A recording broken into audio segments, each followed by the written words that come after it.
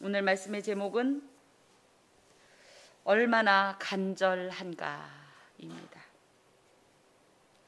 우리가 간절하면 간절할수록 그것만 더 또렷이 보이고 다른 것은 오히려 상대적으로 희미해지고, 그쵸? 관여치도 않게 됩니다. 그것은 이제 집중한다, 몰입한다 이렇게 이야기를 하는데, 그렇기 때문에 그 간절한 어떤 열망에 비해 다른 것들은 오히려 무가치하고, 이 지금 내가 몰입하고 있는 이것 외에 다른 걸 준다 하고 하더라도 대체가 불가능합니다. 우리가 간절히 원하는 어떤 것이 있다면. 오늘 말씀을 봅니다. 29절, 그들이 여리고에서 떠나갈 때에 큰 무리가 예수를 따르더라. 그래서 예수님께서 지금 계속 어디로 가시는 중이에요? 예루살렘으로 순환의 이 사역을 이제 완성하시려고 올라가는 모든 길 가운데 지금 일어나는 일들입니다. 큰 무리가 예수를 따르더라. 계속적으로 이 무리들은 예수님을 따라왔었어요. 하지만 이 무리들은 사실은 오클로스라는 표현으로 어떤 특별한 주관이나 성격을 가지고 있지 않은 그냥 일련의 군중, 그냥 하나의 집단. 그래서 실제로 이 사건 후에도 그렇고 이들은 계속적으로 예수님을 따라다니고, 때로는 이제 곧 우리가 만날 그 감람산 벳바게에서 이 나귀를 타고 예루살렘으로 입성하는 이 퍼포먼스를 주님께서 보이실 때에, 이때에 호산나 다윗의 자손이요 하면서 길가에 자신들의 겉옷을 깔기도 하고 종려나무 가지를 피고 흔들었던 이런 무리들입니다. 또 그들은 예수님을 선지자라고 얘기하기도 했었고요. 그 가르침에 때로는 놀라기도 합니다. 하지만 이들은 신앙의 견고함이 없었기 때문에 종교 지도자들이 선동할 때는 너무나 쉽게 방금 전까지의 자신들의 외침, 놀라움, 기적에 대한 어떤 감탄 등을 뒤로 한 채 전혀 그런 걸 보지 않은 사람들처럼 예수를 십자가에 못 박으라고 외쳤던 존재들이기도 합니다. 이 사람들은 왜 예수님을 계속 따라다니는 걸까요? 먹을 거, 정치적인 메시아. 우리가 하여튼 설교를 몇십 년 듣다 보니까 웬만하면 뭐 목회자 뺨을 이제 치죠. 맞습니다. 사실은 어찌됐든 그 목적이 하나님 나라에 있지 않습니다. 물론 각각에게는 하나님의 나라가 존재합니다. 자기가 이상하는, 지향하는. 하지만 이들은 정말 지난주에도 말씀하셨듯이 예수께서 꿈꾸시는 하나님 나라를 지향하지 않았어요. 자신들만의 하나님 나라를 원했습니다. 예수께서 자기들이 볼 때는 그것을 이루어줄 만한 어떤 신출귀몰한 존재라고 생각을 했고, 그것을 이제나 얻을까 저제나 얻을까 하면서 지금 잠깐이라도 놓치면 그걸 못 얻을까 봐. 그래서 저희가 생각할 때 예수를 계속 추앙하니까 이들이 신앙이 있었나, 이들에게 믿음이 있었나, 이들에게 온전한 소망이 있었나 할지 모르지만 아니다. 왜? 그 열매가 뭐였다? 예수를 십자가에 못 박으라고 같이 외치던 존재였다고 볼 것 같으면 이들은 결코 신앙에 근거한 조침은 아니었습니다. 오히려 하나의 호기심 내지는 내 기대에 대한 충족을 원하여서 따라다녔다는 거예요. 너무나 가슴 아픈 건 현재 교회 안에도 이런 무리들과 같이 예수님을 따라다니는 사람들이 있다는 거죠. 저희는 어떨까요? 저희는 과연 예수님을 온전히 따르고 있을까요? 우리는 그 무리에 속하지 않을까요? 자, 그럴 때 맹인 두 사람이 길가에 앉았다가 예수님을 따르는 수많은 무리들이 가면서 조용히 안 갔겠죠? 그렇죠? 웅성거리면서 갔을 거고, 예수님은 그 당시에 슈퍼스타였기 때문에 가는 곳마다 이벤트를 보여주셨잖아요. 그죠? 이벤트를 행하셨잖아요. 그러다 보니까 이 소문이 삽시간에 퍼졌을 거예요. 그 소문 내지는 그 소리가 맹인에게도 들렸죠. 예수께서 지나가신다 함을 듣고, 그래서 맹인 두 사람이 길가에 앉았다가 예수께서 지나가신다는 소리를 듣고 이루어진 일들이 이제 오늘의 이제 이야기입니다. 특별히 우리가 요거를 알아야 돼요. 우리나라 현재 장애인들은 물론 그들의 입장에서는 여러 가지 불평등도 있고 이제 여러 가지 악조건들이 있지만 그럼에도 불구하고 이 시대보다는 많이 그 편견이 그죠? 많이 좀 이 개선이 되었고 그들에 대한 복지도 아주 미비하지만 조금씩 하나씩 이렇게 실행이 되어 간다라고 하면 이 시대엔 그렇지 않았다. 특히 그 유대라는 그 유대인들은 오전에도 잠깐 다룬 것처럼 선민의식이 굉장히 강했던 민족입니다. 그렇기 때문에 무언가 불편한 어떤 지체를 가지고 있다든가 정신을 가지고 있다든가 어떤 병증이 있다든가 할 때는 전반적으로 그것에 대해서 긍휼이나 불쌍히 여김을 자비를 어떤 인애를 베풀기보다는 굉장히 정죄하고 부정하게 여기면서 낙인 찍는 문화였다라는 사실이죠. 특히 맹인들은 무엇 하나 이들이 이 어떤 사회나 공동체에 도움을 줄 수 없는 존재로 치부됐기 때문에 이들은 대부분의 직업을 뭘로 삼았냐면 동량을 해서 국어를 해서 먹고 살아야 되는. 그래서 어느 그 문서에 보면 심지어 태어난 내 자녀가 맹인일 때 내가 아무리 부유해도 이 사람의 직업은 뭐여야 한다? 거지여야 한다. 뭐 이런 내용을 가지고 있을 정도로 그랬습니다. 이 맹인 두 사람에 대해서 누가복음 18장에는 한 맹인이라고 되어 있어요. 또 병렬 그 병행 구절인데 마가복음 10장에는 디메오의 아들인 맹인 거지 바디메오라고 되어 있어요. 그리고 여기엔 맹인이 2명이 있다라고 표현을 해요. 그러면 여러분 이런 걸 어떻게 이해하실래요? 성경에 점과 오류가 하나도 없다 그러더니 맨 볼 때마다 오류 투성이네. 그 시각에 따라서. 그리고 맹인을 한두 사람 맹인이 얼마나 많았겠어요. 이맹인 저맹인 중에 어찌됐든 예수를 만난 맹인이 있었다. 예, 그 맹인에 대한 이야기를 하는 거다. 여러 맹인. 예. 그 중에는 바디메오도 있었다. 예. 또 다른 각도에서 예.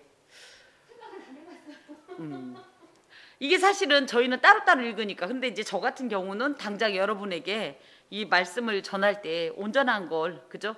성경에 대해서 제대로 된 어떤 이 관점을 갖게 이 지도를 해야 되기 때문에 굳이 다룹니다만은 지금 두 분이 말씀하신 것이 사실은 거의 이 해답에 예, 가깝습니다. 그래서 아마 이 맹인이 원래는 2사람이었을 거다. 주석가들이 얘기해 맹인 2사람이었을 거다. 그런데 그 중에 이 마가복음 10장에 다뤘던 디메오의 아들 맹인 거지 바디메오가 후에 굉장히 유명한 사람이 됩니다. 34절에 보면 그들이 예수를 따르니라. 그래서 실제로 눈을 뜬 다음에 시력을 회복한 다음에 예수를 따라다니는 예수님을 좇는 제자가 돼요. 굉장히 열정적이고 체험적인 삶을 이 기반으로 한 신앙이기 때문에 정말 예수 앞에 올인하는 그런 사람이었다는 거죠.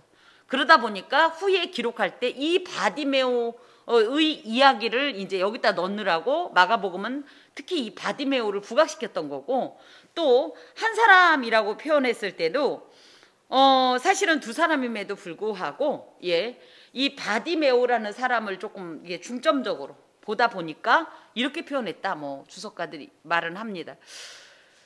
어찌됐든 이런 설명을 조금 안 해도 되는데 하는 이유는 여러분께서 성경을 자꾸 읽다 보면 여기는 한 사람이라더니 왜 여긴 또 2사람이라고 그러지? 또 이 사람 이름을 밝히지 이럴까봐. 그래서 이런 어떤 나름대로의 시각과 의미를 가지고 기록해서 이런 차이가 있는 것이지 성경에 어떤 이 오류가 있어서 잘못 기재된 것은 아니다라고 이해하시면 좋겠습니다. 그래서 이제 그들이 길가에 앉았다라는 얘기는 여전히 자신들이 할 일이 그죠? 이 동정을 구하고 구제를 요청해야 되는 일이었기 때문에 자기 할 일을 하고 있었다는 거죠. 이들은 주로 이 소경들은 그러니까 시각 장애인들은 그 당시에 주로 경제적 능력이 없기도 했고 이 직업 자체가 그렇게 정해져 있기도 했기 때문에 대부분이 큰 길 등에서 동정을 구하면서 살았던 것이 사실이래요. 그러다 보니까 이 사람들이 지금 길가에 앉았다는 건 자기 할 일을 하고 있는 중에 예수님께서 지나가신다 함을 듣게 됩니다. 그러자 이들이 어떤 행동을 하냐면 소리를 질러요. 누가복음 19장 1절에 보면 어떤 내용이 나오냐면 삭개오 얘기가 나오죠. 응? 삭개오도 예수께서 자기 마을 지나간다고 할 때 어떤 행동을 하나요? 응. 아주 적극적인. 그래서 큰 무리들이 그냥 이렇게 따르는, 그냥 우우한 어떤 군중 심리에 의해서 따라가는 어떤 마음과는 달리 정말 절박하고 아주 유일한 나의 이 어떤 이 가지고 있는 치명적인 이 상처 내지는 질병, 이 상태가 치유를 받을 수 있는 유일한 기회다. 이것은 하나님께서 내게 주신 어떤 아주 단 한 번의 기회다. 이런 마음으로 소리를 질렀다는 거예요. 실제로 두 소경이 마음대로 움직일 수가 없었기 때문에 예수님을 만날 수 있는 기회는 매우 희박했습니다. 그래서 이들이 이렇게 소리를 질렀다는 것은 이때가 유일한 치유의 기회요, 구원의 시간, 즉 복음이었기 때문입니다. 그리고 그들은 기회를 놓치지 않은 겁니다. 그래서 뭐라고 외쳤냐면 주여 우리를 불쌍히 여기소서 다윗의 자손이여, 이렇게 얘기합니다. 주여 우리를 불쌍히 여기소서, 그냥 우리 편하게 들은 얘기죠. 하지만 이 말 속에는 주여, 퀴리오스 내지는 아도니아라고 표현하는 이 표현에는 단순히 치료를 받기 위한 거칠애적인 어떤 그저 입 바른 소리가 아니라 예수께서 어떤 분이라는 소리를 이들은 이미 들었고 그것에서 예수님에 대한 전적 신뢰, 기대, 이분은 그런 분이다라는 어떤 신앙의 고백이 있었던 거예요. 그래서 그런 고백을 드린 거다. 그리고 다윗의 자손이라는 표현은 예수를 메시아로 고백하는 거예요. 다윗의 자손이라고 표현할 때 일반적으로 저희는 그냥 왕이라는 표현만 있을 줄로 알지만 왕이 곧 뭐였다? 구약에서는 메시아의 예표들이 있었잖아요. 그렇죠? 그렇기 때문에 예수님을 왕으로 표현하는 어떤 이런 고백이기도 합니다. 그러면서 주여 우리를 불쌍히 여기소서 할 때 이 불쌍히 여기소서가 하나님 앞에 대하는 죄인들이 제일 먼저 해야 할 말이에요. 왜 우리가 불쌍합니까? 그렇죠. 죄인이라서 어떤 상태다 지금? 죽은 상태다. 살아날 방법이 없는 상태다. 누구밖에는? 하나님밖에는, 예수님밖에는 우리를 구원할 자가 없습니다. 그런 이 비참한 우리를 불쌍히 여겨 주옵소서 하고 외치는 것이 죄인으로서 가장 하나님 앞에 먼저 고백해야 할 어떤 이 고백이고, 또 가장 나 자신의 존재에 대한 아주 진솔한 어떤 고백이라고 하겠습니다. 특별히 불쌍히 여기소서는 LA손이에요. 그래서 주여 우리를 불쌍히 여기소서라는 찬송이 있는데요. 거기에 보면 퀴리에 LA손 이렇게 얘기합니다. 퀴리에는 이제 주여란 뜻이고 LA손 불쌍히 여겨 달라는 뜻인데, 이것은 연민을 가지고 도움을 좀 주십시오 이런 뜻이에요. 이것은 인간 세상의 고통에 대한 메시아의 신적 자비를 구할 때 아무한테나 LA손이라는 표현을 안 쓴다는 거예요. 사람들에게 도와달라고 할 때 LA손이라는 표현을 안 쓰고 다른 어떤 언어가 있나 봐요. 근데 이렇게 LA손이라는 표현을 하는 건 이 신적인 어떤 이런 능력을 가진 자가 자기에게 자비를 베풀어 달라고 호소할 때 LA손이라는 표현을 쓰게 되는데, 이들이 이 LA손을 예수께 썼다는 건 예수님을 이들은 그죠? 하나님으로 고백하고 있다라는 뜻이죠. 하나님께서는 구약의 헤세드라는 표현을 통해서도 인간의 불행에 대해서 그 사랑을 베풀어 주시는 분이시죠. 그렇기 때문에 이것을 확신하고 이 LA손을 외친 이 소경의 고백은 예수님 앞에서 그 하나님의 사랑을 구하는, 그 헤세드를 구하는 어떤 이런 간청이었다. 여기까지는 참 좋았는데 31절에 보니까 갑자기 무리가 꾸짖어 잠잠하라 라고 했어요. 이 사람들에게는 보이지도 않고, 그쵸? 오직 이번 기회밖에 없다는 마음으로 간절하게 외치는데 무리들에게는 별 느낌이 없는 거예요. 지금 자기들은 뭐 그야말로 이분을 꾀리에라고 표현도 안 할 뿐더러 왜 이렇게 시끄럽게 하나, 왜 이렇게 유난을 떠나, 이렇게 표현을 했을 거예요. 그리고 뭐예요? 자기들이 우선이지, 내 어떤 것이 먼저이지, 당신같이 이렇게 하찮고 무용지물인 존재들에게 이런 어떤 분이 권능을 행할 이유가 없지 않은가, 이런 표현을 합니다. 특별히 꾸짖다라는 표현은요, 복음서에서 보면 예수께서 귀신 들린 사람이나 악한 영들에 대해서 신적 축사를 할 때 사용했던 아주 엄하고 권위적이고 강한 말씀 내지는 꾸지람, 질책, 이 저주에 해당이 되는데, 이 사람들이 여기서 그냥 꾸짖어 이러니까 야 좀 조용히 좀 해봐 이렇게 얘기할지 모르지만, 방금 전에 우리가 기도했듯이 이 더러운 귀신아, 우리 얘기할 때 이 더러운 귀신아 나가줄래 이렇게 표현 안 하잖아요. 그것처럼 굉장히 온갖 저주와 온갖 이 모든 것을 담아서 강하게 그를 대적할 때 쓰는 이런 말투로 이 무리들이 소경의 이 고백을 막아섰다라는 거죠. 이같이 강한 꾸지람은 소경들이 예수께 나아가는 데 있어서 아주 강력한 어떤 장애물이 됐을 겁니다. 내가 아무리 간청을 해도 상대가 그것에 대해서 그죠? 너무 강하게 거부하면 기가 죽고 내가 좀 심했나? 내가 굳이 이랬어야 하나? 나 조용히 해야 되나? 이런 갈등을 유발한다는 거죠. 사실 이 소경에게뿐 아니라 우리에게도 때로 예수께 나아갈 때 있어서 이런 강력한 꾸지람과 같은 장애물이 있습니다. 나는 하나님과의 사이에서 이런 내밀하고 깊은 관계를, 친밀한 관계를 갖고 싶은데 그런 어떤 교제를 끊어버리는, 오히려 그때 상처를 주고 그래서 하나님을 오해하게 만들고 하나님께 가까이 가지 못하게 하는 일들이 발생할 수 있어요. 그럴 때 우리는 잘 구분해야 돼요. 내가 여기서 물러설 것인가, 아니면 이 장애를 뚫고 나갈 것인가. 만약에 맹인들이 이렇게 무리가 꾸짖어서 잠잠하라고 했을 때 그들의 말을 들었다면 이들은 예수님을 만나지도 못했고, 그죠? 그들의 어떤 이런 상처도 치유받지 못했고 구원 얻지 못했습니다. 우리도 마찬가지예요. 어렸을 때 물론 저는 이제 모태신앙인이기도 했고 불교인이었던 할머니를 핍박했던 기독교인이기 때문에 저희 할머니가 어떤 말씀을 하셨냐면, 참 철딱선이 없는 행동인데요.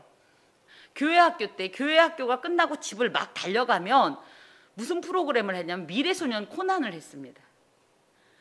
전 그걸 기억해요. 그래서 할머니께 맨날 말씀드렸어요. 미래소년 코난이 시작될 때 TV를 틀어놔라. 이제 이렇게 이야기하고, 교회에서 일을 보고 이제 그죠? 뭐 그때 당시 공과를 했던 건지 어떤 그죠? 반별 학습을 한 다음에 집을 막 뛰어가서 이 앞마당에 딱 발을 내디디면 왱 한 다음에 푸른 하늘 저 멀리 그 노래가 나왔어요. 저는 그걸 굉장히 기뻐했어요. 그러던 어느 날 집에 갔는데 TV를 안 틀어놓은 거예요, 할머니가. 제가 화를 내가면서 왜 안 틀어놨느냐 그랬더니 할머니가 깜빡 잊었다. 제가 어떻게 잊을 수가 있냐 그랬더니 저희 할머니가 이제 다른 핑계를 댈 수가 없으니까 그놈의 교회, 그럼 그렇게 보고 싶으면 그놈의 교회를 가지 마라.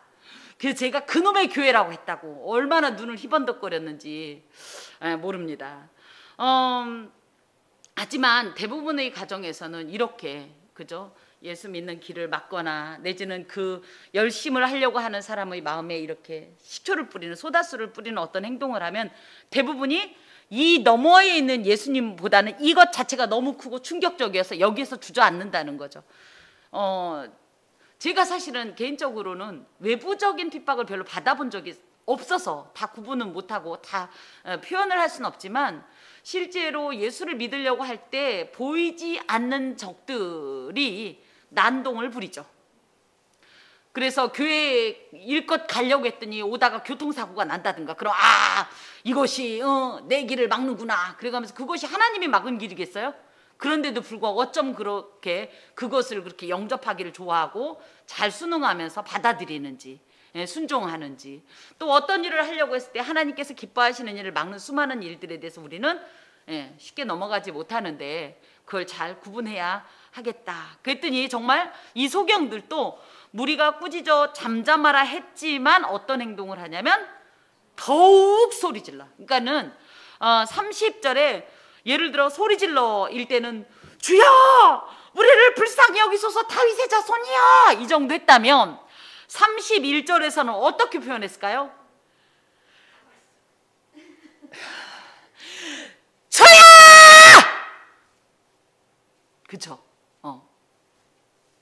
정말 오히려 자기가 예수께 나아가려고 할 때 이 막아서는 장애물, 그죠? 이 무리들의 완강한 대적, 저항, 반박을 뛰어넘는, 오히려 그것에게 더 강하게 반발하는 어떤 그런 태도와 행동과 의지를 가지고 거의 절규에 가까운 간절한 탄원을 예수께 지금 드리고 있습니다.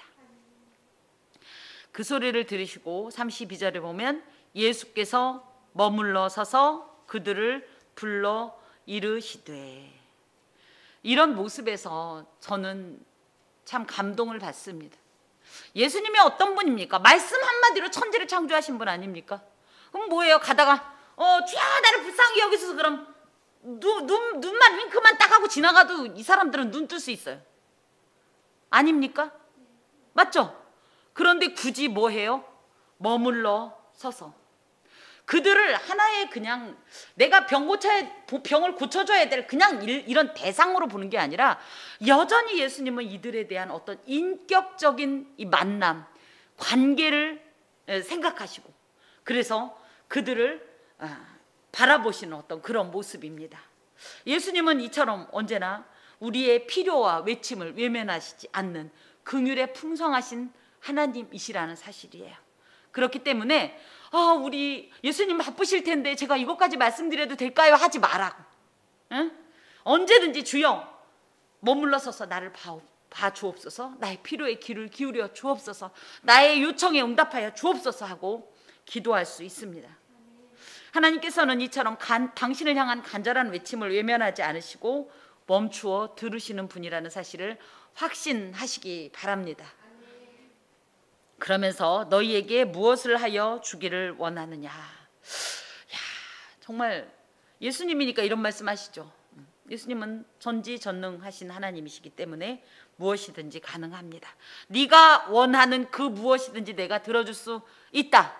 그랬더니 이들이 주여 우리의 눈뜨기를 원하나이다.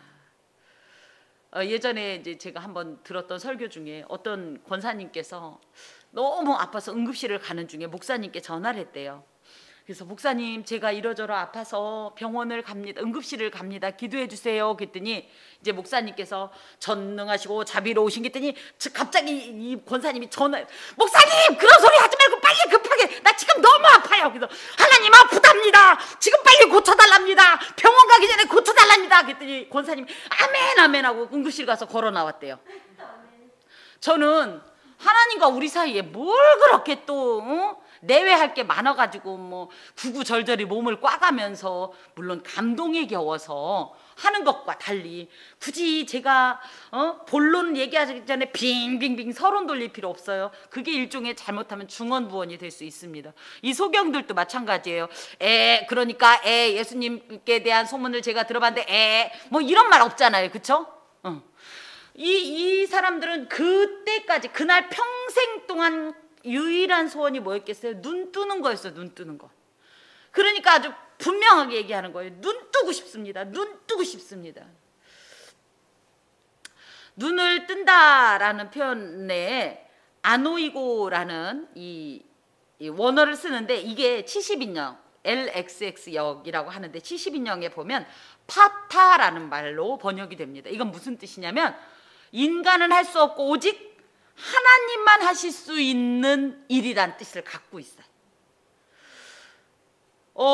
이 말은 두 소경은 자신들의 눈을 뜨게 할 수 있는 능력은 오직 하나님께만 있는데 그 하나님이 누구시다? 예수 그리스도 당신이십니다. 당신께서 파타하실 수 있습니다. 내게. 난 그걸 원합니다. 실제로 지금도 시각장애인들의 눈을 떠서 보게 할 수 있는 기술은 지금도 제가 알기로는 없는 거로 알고 있습니다.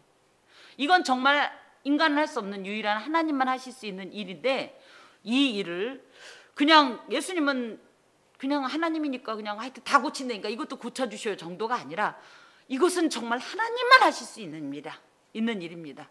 이런 표현으로 이렇게 고백을 하자 예수께서 그 마음을 불쌍히 여기사, 여기서도 불쌍히 여기사가 나오는 거예요. 제가 불쌍히 여기사라는 표현을 여러 번 썼죠. 스플랑크니조마이라는 표현이 이 상대를 생각할 때 너무 그가 안쓰러워서 내 창자가 찢어지는 고통을 이 공감하는 이 최대의 신적 공감력을 의미하는데 예수님은 늘 우리를 그렇게 보신다고요. 우리를 보실 때 잘하나 못하나 벌을 주고 때리고 이놈 하실 그런 이 대상으로 보시는 것이 아니라 늘 짠하다고요. 실수해도 짠하고 실패해도 짠하고 가난해도 짠하고 병들어도 짠하고 또 부요해서 배 두들기면서 이쑤시면서 하나님께 등을 보여도 짠하고 괘씸하기보다 이런 어떤 하나님의 감정 때문에 이 땅에 예수께서 성육신 하신 겁니다. 이렇게 불쌍하게 여기는 이 예수님의 마음은 인간의 모든 문제에 해결할 수 있는 하나의 시발점이 되고 동기가 된다라는 거예요. 이것도 이 소경에게는 치료의 동기가 됐겠고 우리에겐 구원의 동기가 된 겁니다. 불쌍해서 우리를 구원하시는 거예요. 저대로 두면 죽으니까, 완전히 죽으니까, 진짜 죽으니까, 영원히 죽으니까 불쌍한 마음이 앞서므로 예수께서 이 모든 우리를 향한 어떤 사랑과 구원의 행동을 하시는 겁니다. 그런데 또 여기에서 독특한 표현이 나와요. 예수께서 불쌍히 여겼어요. 그러면 뭐라 그래요? 내가 네 눈뜨기를 허락한다. 눈 떠라. 눈. 이렇게만 해도 되는데 여기에 어떤 행동을 하냐면 그들의 눈을 만지셨다. 아까 말씀드렸어요. 유대인들에게 있어서 무엇이든지 그죠? 비장애적인 것, 그러니까 우리가 쉽게 표현하자면 정상이라고 표현하죠. 이런 것들 외에는 다 부정한 것이었어요. 종교적인 관점에서.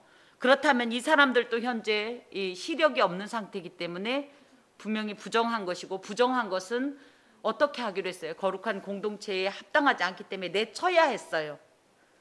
왜 또 그랬냐면 그 부정이 내게로 역전이가 되기 때문에 피하는 게 상책이었어요. 근데 예수님은 어떻게 그들에게 다가가서 굳이 안 만져도 되는데 만지셨어요, 눈을.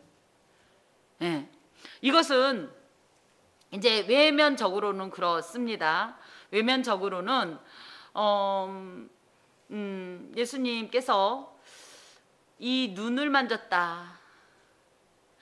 예를 들어 나병 환자, 한센시병 같은 경우는 얼마나 보기가 참 어렵습니까?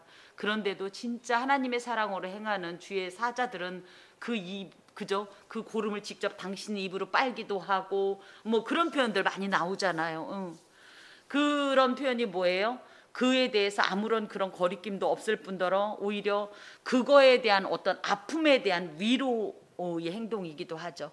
이 사람들은 나면서부터 이 장애를 가지고 있었기 때문에 태어나면서부터 모든 사회 속에서 외면을 당했을 거고 심지어 부모들도 이들을 축복하지는 않았을 겁니다. 그런 의미에서 이 눈을 만졌다는 것은 예수님께서 그 오래된 마음의 상처, 이 약화된 완전한 바닥을 치는 어떤 자존감들, 그죠? 어떤 수많은 감정들 내지는 그 실제적인 육의 상처에 손을 얹었다는 뜻을 가지고 있습니다. 예수님께서 말씀 한마디만으로도 그의 장애를 고쳐주실 수 있지만 직접 눈을 만지심으로 마음의 장애도 어루만진 겁니다.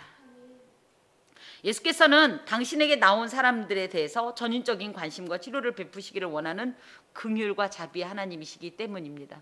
하나 더는요, 이렇게 이 만지셨다라는 표현이 또 간간히 나옵니다만 어디에서 또 특징적으로 나오냐 하면 과부의 아들이 죽었을 때 예수님이 어떻게 하셨어요? 그 관을 만지셨어요. 손을 대셨어요. 그렇죠? 그때도 마찬가지의 원리가 적용이 됩니다. 뭐예요? 부정한 것에 손을 닿으면 이 부정이 내게도 이렇게 전이가 되는데 그때는 제가 이제 조금 다른 말씀을 드리려고 이 사건을 드리는 거예요. 그때는 어떻게 예수님이 만졌음에도 불구하고 이 죽은 심지어 관에 손을 댔다는 건 시체를 만졌다는 건데 시체를 만졌음에도 불구하고 왜 부정이 예수님을 소위 말하면 먹지 못했는가, 덮지 못했는가? 이것은 우리가 지난 이제 몇 달 전에 한번 살펴봤던 출애굽기 29장 37절에 그 비밀이 있습니다. 뭐냐면 제단에 접촉하는 모든 것이 거룩하리라. 이 제단이 누구라고 그랬어요? 예수 그리스도를 상징합니다. 그러니까 우리들끼리 부정끼리 접하면 부정 플러스 부정은 긍정이 아니라 부정이 우리에게 오면 우리도 부정인데 예수님은 어떤 분이냐? 제단 되신 분으로서 그 어떤 부정이 와도 이 부정이 제단을 부정하게 할 수 없고 오히려 이 제단 때문에 이 부정이 거룩해지는 어떤 이런 영적 원리를 가지고 있습니다. 이 예수님께서 지금 이 소경의 눈을 만졌다는 건 사람으로 말하자면 부정의 손을 댄 거기 때문에 예수님도 부정해져야 되는데 거꾸로 제단 대신 예수께서 이 부정의 손을 얹자 오히려 이 예수님의 거룩이 이 부정을 덮어버리고 녹여버리고 씻어버렸다는 의미를 함께 가지고 있습니다. 이런 표현에서 예수님은 단순한 치유의 어떤 육체적인 치료뿐 아니라 그의 이 영혼까지 그 구원까지도 관여하셨다는 것을 이렇게 또 의미합니다. 그랬더니 어떤 일이 있냐면 곧 보게 됐다. 서서히 보게 된 것이 아니라 그 자리에서 즉각적인 하나님의 신적 능력을 체험하게 됐다라는 거죠. 그리고 나서 어떤 결과가 나오냐면 그들이 예수를 따랐다. 이 예수를 따랐다는 표현이 공교롭게도 마치 수미 쌍관처럼 29절에도 예수를 따랐다. 누가? 큰 무리가. 34절에도 누가 따랐다? 치유받은 소경들이. 그래서 이 예수님을 좇는 것에 대한 이야기가 이 전체적인 문맥 속에서는 굉장히 강조되는 내용입니다. 이 따른다라는 표현은 에콜루데산이라는 말로써 복음서에서는 이 에콜루데산이라는 표현을 두 종류의 주어로 사용합니다. 때로는 제자들에게 에콜루데산을 쓰고요. 때로는 군중들, 무리들에게 사용하는데 제자들에게 쓸 때는 참여하다, 순종하다, 인도함을 받다 이런 뜻으로 쓰여요. 같은 단어인데도 에콜루데산이. 하지만 군중에게 사용될 때는 무리 속에 섞여서 자신의 의지와 상관없이 그냥 분위기에 휩쓸려서 끌려다닌다는 뜻을 갖고 있어요. 그렇게 따지면 29절에 큰 무리가 예수를 따르더라에도 에콜루데산이 있고요. 34절에 그들이 예수를 따르니라도 에콜루데산을 사용하는데 이 둘이 외형적으로는 똑같이 그저 에콜루데산을 하는 것 같지만 둘의 원래 이 따름의 이 동기는 분명한 차이를 가지고 있다는 거죠. 실제로 이들 중에 그래서 아까 처음에 말씀드린 대로 디메오의 아들 맹인 거지 출신이었던 바디메오는요 이때 치유하심을 받고 나서 예수님을 아주 헌신적으로 쫓았던 제자가 됩니다. 저는 이 전체적인 본문을 이렇게 보면서 늘 이것은 일종의 복음서의 이 축소판, 요약본이다 이런 생각합니다. 마치 소경처럼 하나님 앞에 범죄함으로 하나님의 개입하심이 없이는 결코 치유와 구원을 얻을 수 없는 인간이 예수님과의 운명적인 만남에 의해서 전적 불가능이 전적 가능으로 완전히 역전되는 어떤 상황을 이렇게 기록한 것이다 라고 봅니다. 그런 의미에서 우리는 이런 예수를 만나기 위해 그 구원의 길을 위해 그 영생의 소망을 위해서 얼마나 간절한 열망으로 그 어떤 장애를 뛰어넘을 정도의 열정으로 향하고 있는가 이런 좀 질문을 갖게 됩니다. 우리는 복음을 만난 지가 오래됐어요. 그쵸? 이게 이제 문제는 뭐냐면 저희도 모르게 너무 타성해졌고 이런 표현을 쓰면 안 되지만 저 또한 마찬가지로 식상합니다. 하나님의 사랑 얘기 충분히 들었고 알 만큼 알고 보기도 했고 안다고 문제는 이 아는 게 우리를 죽입니다. 뭐 하나 새롭지가 않아요. 오늘 오전 설교도 일종의 그런 분을 좀 자극하고 싶긴 했는데 안다고요. 그래서 말씀에 도전을 받고 그것 때문에 또 때로는 갈등도 한다고요. 그런데 또 뭡니까? 올 크리스마스가 안 됐으면 내년 크리스마스에 해지 뭐. 수많은 어떤 경험 때문에. 그래서 우리는 하나님 앞에서 늘 미지근하지는 않은가? 처음에 예수를 믿는 분들은요, 물론 조금 부족하지만 신선한 거예요. 뭐 저런 얘기가 있냐? 단어도 신선한 거예요. 그런데 저희는 일단 예수 믿은 지가 뭐 기십 년이 되다 보니까 웬만한 목회자들이 사용하는 단어는 우리도 다 사용하는 단어죠. 전혀 신선함이 없어요. 이런 상태에서 예수님이 오시는 것, 예수님이 어떤 걸 행하시는 것에 대해서 우리는 얼마나 간절하고 새로움을 느끼는가 라는 어떤 큰 어떤 물음표 앞에서 한 주간 많이 고민했었습니다. 물론 목회자이기 때문에 조금은 달라야 된다라는 어떤 이런 자기 이 인식 내지는 반성이 있음에도 불구하고 저도 뻔한 거예요. 특별히 본 사건에 등장하고 있는 두 무리와 두 명의 소경은 신앙의 두 유형을 드러내는데요. 외형적으로는 동일하게 행동하고 있는 것 같지만 소경은 예수에 대한 명확한 신앙 고백을 통해서 예수를 좇는 참된 제자도의 모습을 보여주고 있어요. 큰 무리들은 또 어때요? 명확한 신앙 고백 없이 시대의 조류에 흔들리는 그런 어중간한 적당한 제자도의 모습을 보여주고 있습니다. 이건 어찌 보면 참된 제자도가 무엇이고 거짓 제자도가 무엇인지를 저희에게 보여주는 것인데요. 이 가운데 우리는 어떤 에콜루데산입니까? 그냥 참 유별나도 튀는 시대이긴 하죠.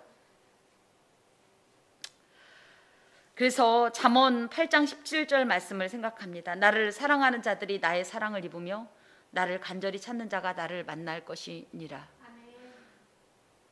유행, 시대적 조류, 문화적인 어떤 것들, 관습들은 우리를 결코 구원하지 못합니다.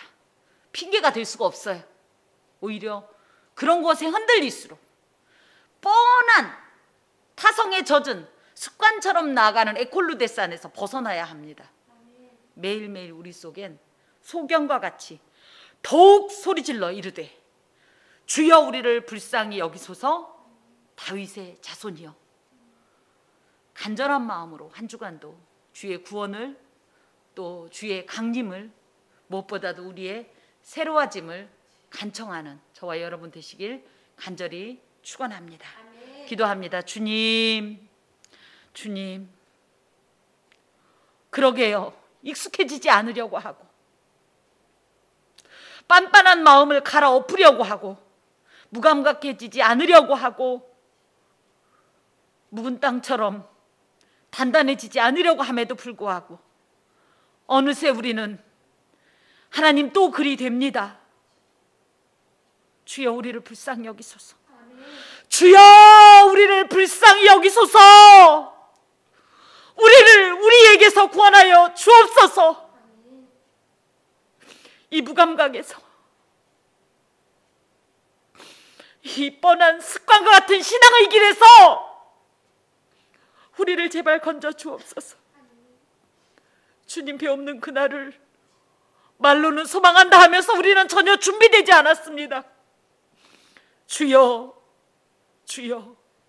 우리에게 예수 그리스도의 그 열정과 그 간절함을 아버지 덧입혀 주시어서 아버지 주님이 나라를 향하게 하시고 그 마음으로 주의 백성들을 향하여 또한 아직은 주의 백성 되지 못한 자들을 향하여 하나님 나라를 보여주는 자들 되게 하여 주옵소서. 이번 성탄절이 생명의 절기가 되게 하여 주옵소서. 예수 그리스도의 이름으로 기도하오며 주 예수 그리스도의 은혜와 하나님의 사랑과 성령의 교통하심이 은총을 입은 함께하는 교회의 모든 권속과 그 삶에 새로워지기를 갈망하는 우리에게 영원히 함께하옵시기를 간절히 축원하옵나이다. 아멘.